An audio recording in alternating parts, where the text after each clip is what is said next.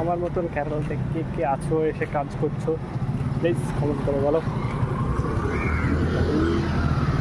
এই দেখো হাঁটি, আর একটু আছে তারপরে রুমে চলে যাবো।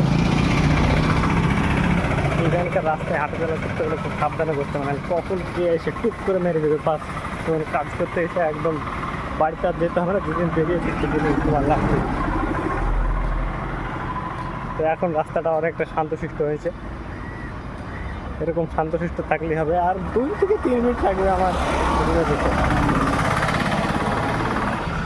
বাবা, রাস্তাটি সবাই এমনভাবে তাকাচ্ছে মনে হচ্ছে আমি যেন কোনো এলিয়েন, কোনো দিন দেখাইনি।